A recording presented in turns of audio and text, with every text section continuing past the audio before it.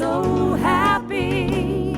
There's nothing like the sound of Carolina hoofbeat.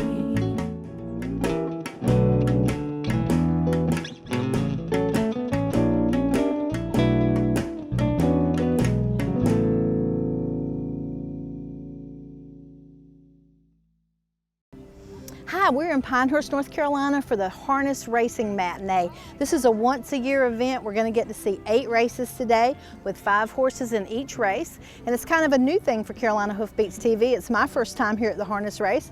So I hope to take you behind the scenes and show you a lot of action, and you'll enjoy this just as much as I do. With me now is Allison Hines from Cumberland, Maine. And Allison is actually going to be driving in some of today's events. So tell us a little bit about what you're going to be doing today. Well, we'll come out and exercise the horses and expose them to all the new tents and people, and then we're going to go back to the barn, and they'll kind of catch their breath, and we'll be coming back out for the races. We'll go behind the starting gate. They'll actually parade first, and with their numbers, and they'll announce the horses' names and the driver and owners, and then we'll go back and we'll go behind the starting gate, and we'll actually race a mile. Okay. Generally, it's a controlled rate because these are young horses. They're all 2-year-olds. Mm-hmm. We don't want to go too fast with them at this point. They're just in training schedule. Right. So. Are they friskier today because it's cold and windy? Cold and windy, and there's a lot of new excitement here. Definitely, definitely. I know after it being like 80 yesterday, today's a big change. It is, and the wind will pick up, and they've got all these tents and people. Be a lot here to eat them today. Yeah, you'll see a lot of activity. That's for sure.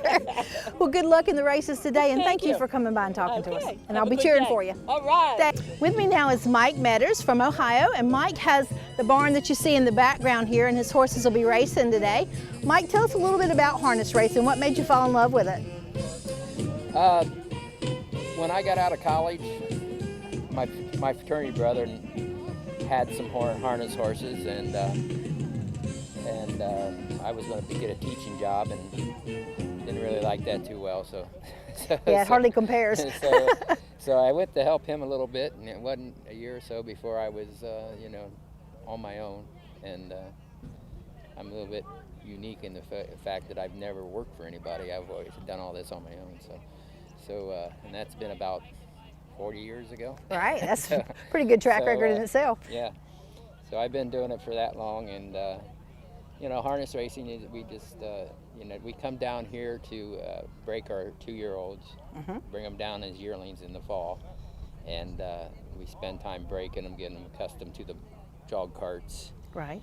When is the racing season that you're actually racing? Actually, the racing goes on year-round. I've got a stable of horses that I've got my brother running them up in Pennsylvania at the Meadows, and then when I get back up, I go back to Scioto Downs, which is in Ohio, and the season for the 2-year-olds, they'll start racing somewhere in the middle of June, and they'll race until October or November, some of them. And then you turn them out and then start all over next year. Is it basically a 2-year-old, 3-year-old type of event, or do older horses run? Well, no, that's what the older horses are the ones that are racing. They're up there racing right now. Okay. And they got classes for every kind of horse. Most of the 2-year-olds we have down here are for stake races that we pay into, and they go for the bigger money, and and the big money's in the 2- and 3-year-olds, and then if you get the top-notch ones, they go for big money for a long time. So right. So yeah, and we've had a few down here that's turned out pretty good. So all right. So it's a good place to train. The tracks are very good, well kept. This year's been kind of tough because the weather's been tough on everybody. I know, it's been misery. Fighting the weather all year, but all in all, it's a real nice place to come and train and get young horses ready to race. Well, we're really glad to have you guys here, and I'm so excited about today's race. I can hardly wait to see it. Yeah. Every year in October, the Pinehurst Harness Track comes to life as trainers and breeders return, bringing their entourage and all their hopes and promises for next season's winners. Let's take a peek in one of the barns. As you can see, it is filled with equipment, making sure that everything that this horses need so that they can be successful is met, from their grooming to their feed routine to their exercises. Everything that they could possibly need is here. The horse's care, safety, and comfort are of utmost importance. The staff, handlers, groomsmen, and stablemen look forward to the season as a time of intense work, challenging days, and a pride in knowing that they help to mold tomorrow's winners. Since the 1920s, Pinehurst has been known as the winter training facility for standardbred trotters and pacers, known everywhere in the world as the place where champions are made. Days begin early here, starting with the break of dawn. Horses are groomed, harnessed, hitched, and ready for a morning run. On those morning runs, they are checked to make sure that their gait remains consistent and ever racing with the clock to see if they can get that time down to make them true contenders for the next season.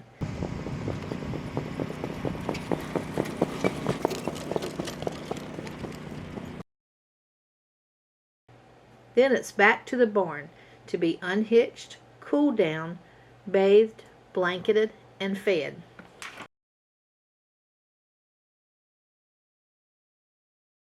One of the handlers that we met told us that he had raised this particular horse's daddy and his granddaddy, and their bond was obvious. The matinee races here in Pinehurst today are loads of fun, and so is all of the tailgate and stuff that you see going on behind us. There's a crowd of about 5,000 people when we get started, so we're going to have lots of fun today. Stay tuned for more. People from around the Triangle come to Carolina Barbecue of Garner off Highway 70 because they know what they'll get. Authentic Eastern North Carolina chopped barbecue, Southern fried chicken, hush puppies, Brunswick stew, and more. But did you know that they'll come to you? For your next backyard party, company event, graduation party, weddings, rehearsals, or any other occasion, you bring the people, and Carolina Barbecue of Garner will bring the pig. Call 773-0222. Follow me to Carolina Barbecue. My name is Scott Brookins, and I am the owner of Brookins Construction and MD Barn Master of the Carolinas. At MD Barn Master, we have the best warranty in the business. We have a variety of designs to choose from. Our barns are easily customizable to meet your needs. We have financing available to those who qualify. Our barns are fire resistant, and they hold their value with little maintenance. Let us build your dream barn for you today.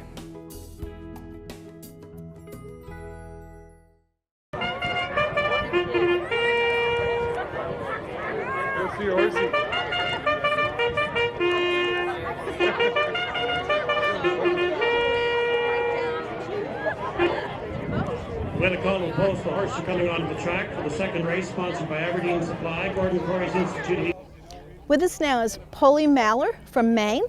Can you tell us a little bit about your experience here at Pinehurst and how you think it'll go today? Well, I've been coming here for like 25 years, and the matinee's always been a good day. You know, hopefully the weather will cooperate. Looks like it's going to.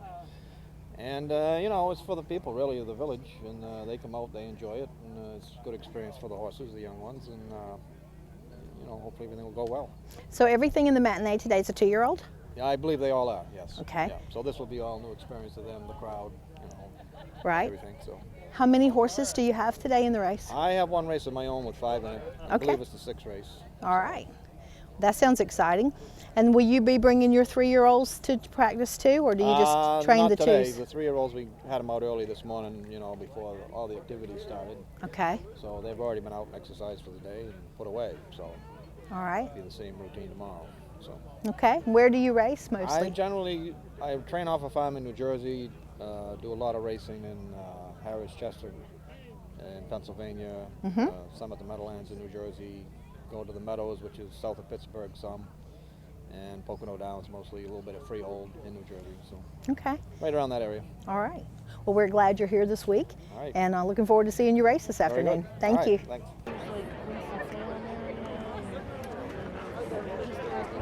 Here they come.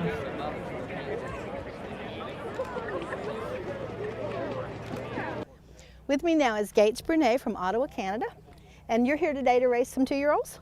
Yes. All right. Can you tell us a little bit about the standardbred horse? We don't know a lot about that horse here.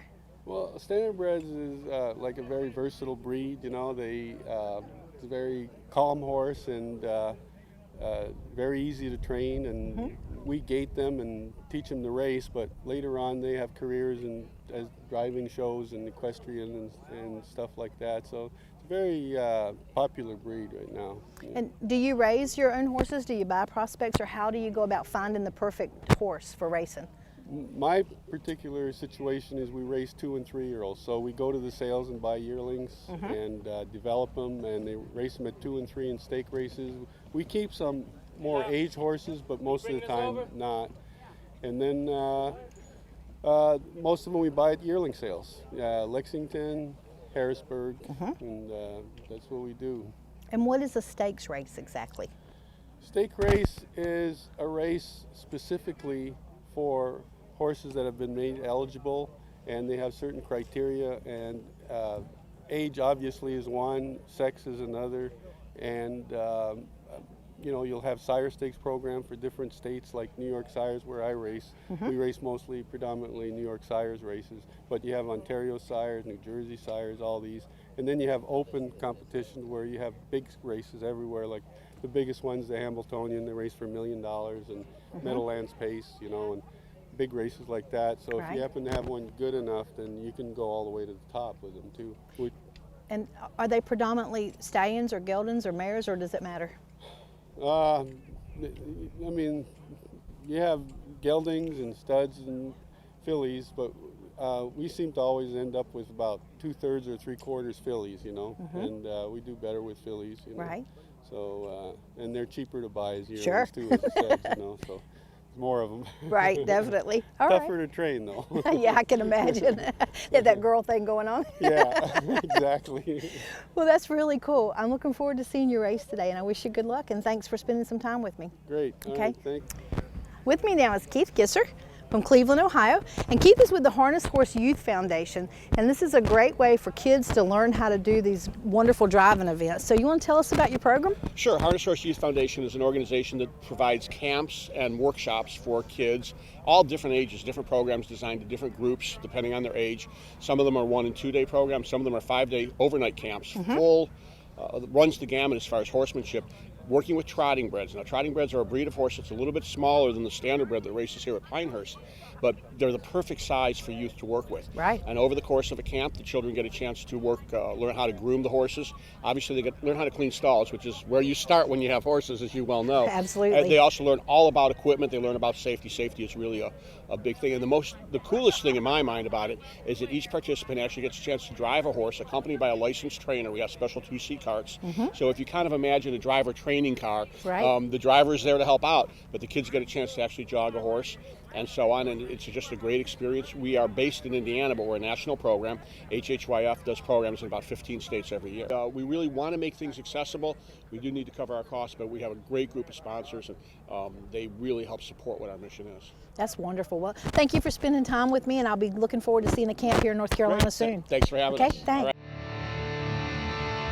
I chose Mahindra because it's the best tractor in its class, period. Right now, Mahindra has the best deals too, like 0 interest for 84 months, or up to $4,500 cash back and a 5-year warranty. You could lift just about anything with that thing. It has never let me down. I would definitely recommend the #1 selling tractor in the world, Mahindra. We're your neighborhood source for everything you need from your farm to your home. At Harper Sales and Service, a division of Harper Landscaping, we can cater to all your mowing needs. Whether you need to start out with a beginner series for those smaller lawns, you can work your way all the way up to a 0 turn and even get into those bigger areas where you might have an acre or 2 or more. My animals depend on me, and I depend on Harper Equipment Sales and Services to keep me running. From my weed eater to my tractor, they can fix it all. When you look for Harper Landscaping, it's no sweat.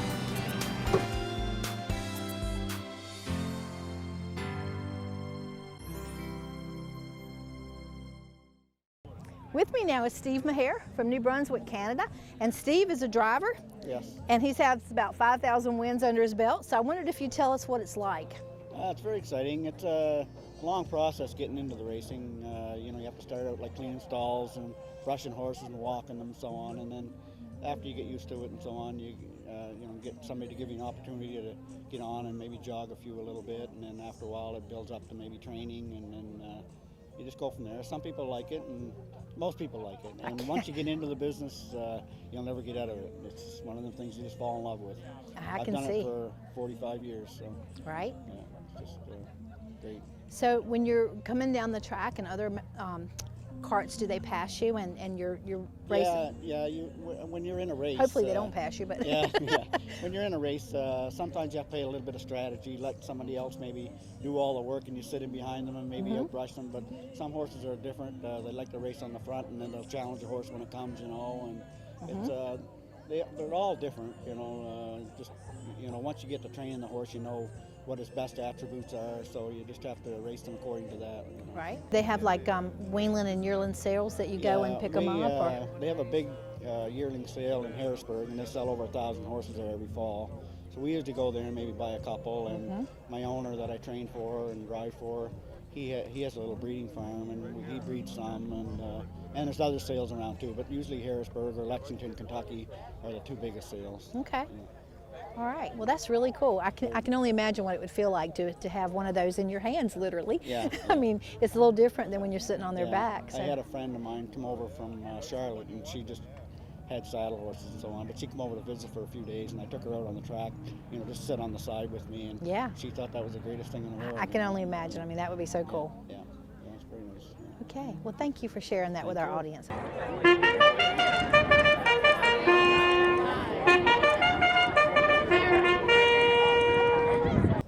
With me now is Nancy Fiorillo, and she's the mayor of Pinehurst, North Carolina. Proudly. And tell us a little bit about the harness track and what it's meant to the community.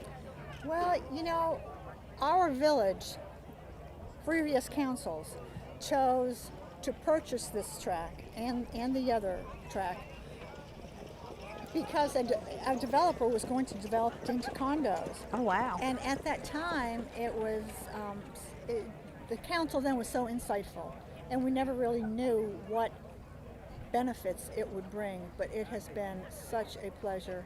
And this particular group, we have a lot of horse shows here and a lot of events, but this particular group, the Pinehurst Driving and Training Club, they come here every year and they spend the winter with us. Right. They, sometimes you're at a meeting at the fair barn and you're trying hard to concentrate, and there goes one of the trotters going by. It's amazing.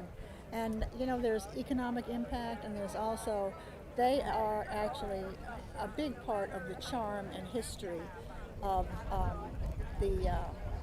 of our community. Right. And they've been here since 1915?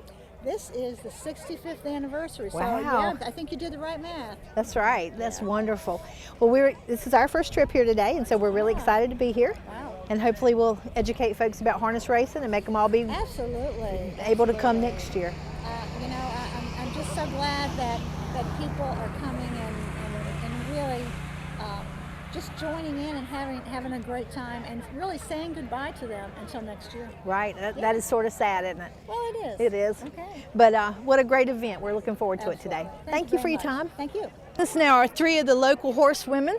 Lydia, tell us a little bit about what you do with your horses. Well, I go to this place called Horse Shadow Run. I'm riding Western, about to go into English. And I mostly ride Appaloozas and Palominos. And sometimes when my sister is riding and I'm not, I'll go feed the horses and help out some. All right. What about you? Well, I also do it at her barn, Horse Shadow Run, and I ride English on a horse named Rocket. He's the one that's crazy. I ride Comanche. All right. He's a grumpy old man. Yeah, and I just help out around there, and I do birthday parties and many things. Okay, and do you ride? I'm a snowboarder. A snowboarder, okay. All right then, well thank you ladies.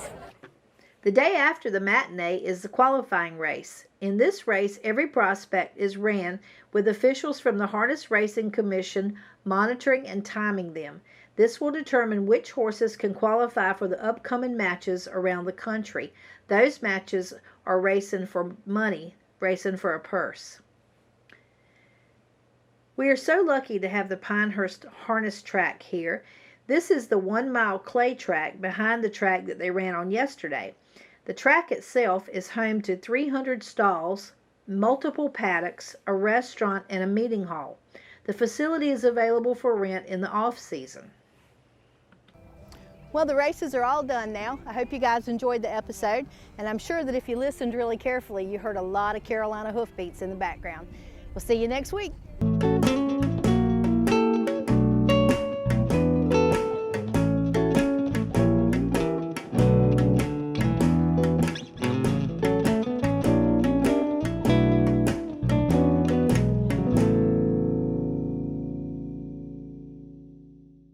With us now is Amber Nead, and Amber is the North Carolina Quarter Horse Association's reigning queen.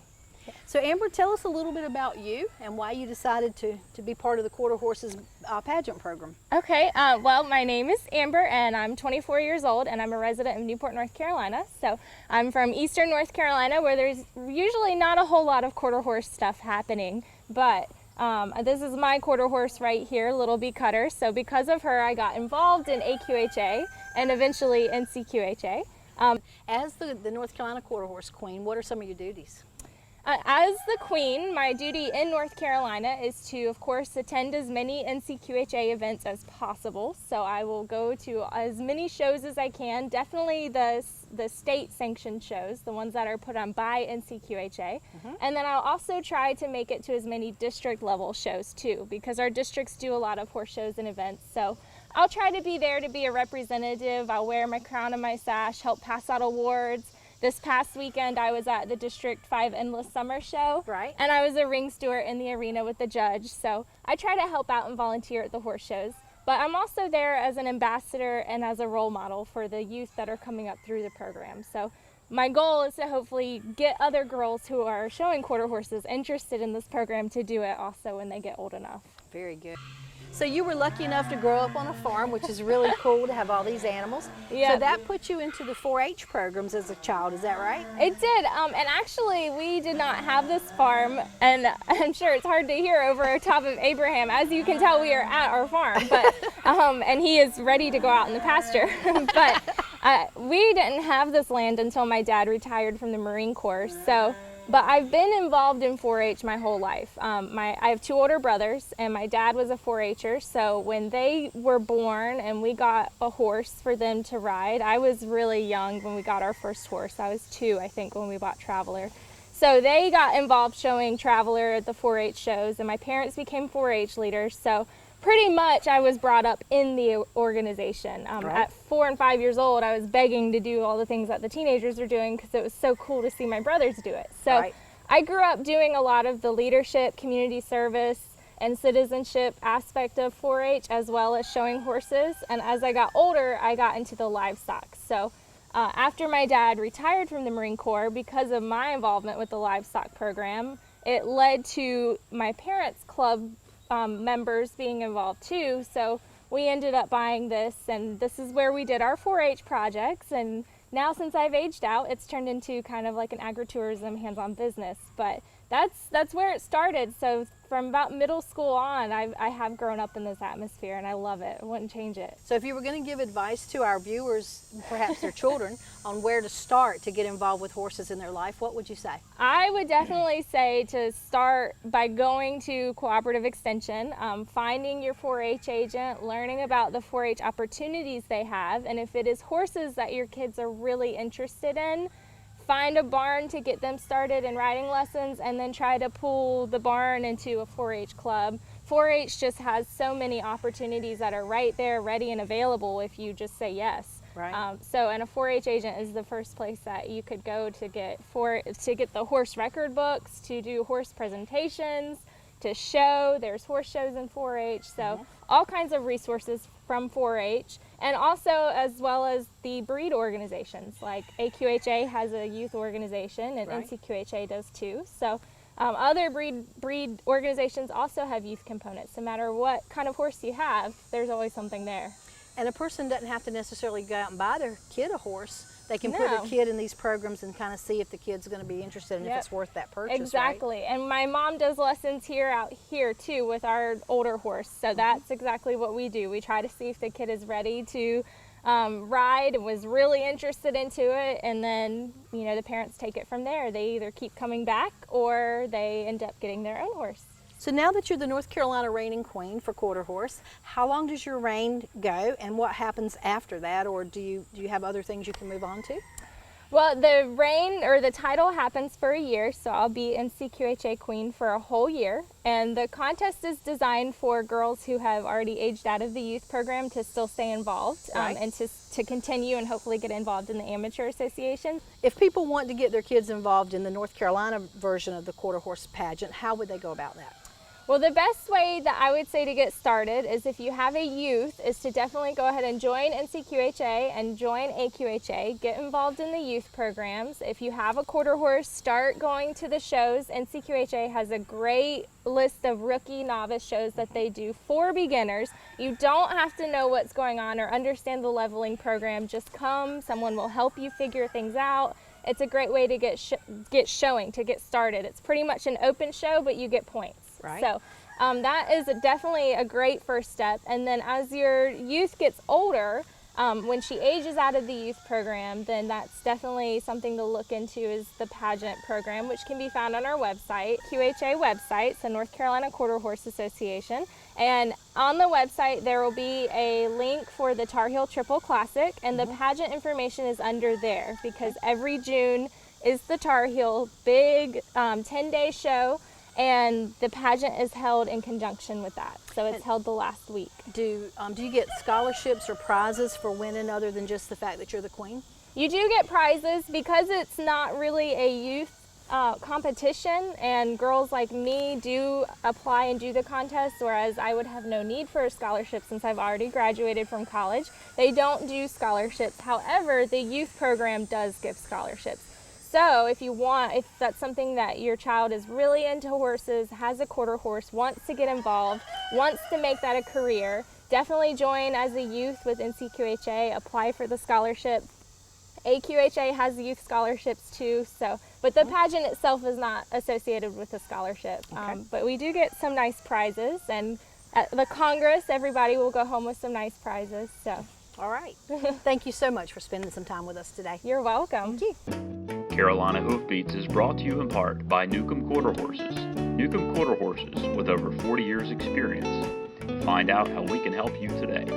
NewcombQuarterHorses.net. And also by Carolina Hoofbeats Magazine, a free publication about the horse industry in North Carolina. Catch up on the latest issue at CarolinaHoofbeats.com. And also by Southeast Equine Magazine, a free publication about the horse industry in the southern United States. Sitting high in the saddle, nothing else matters. My feet in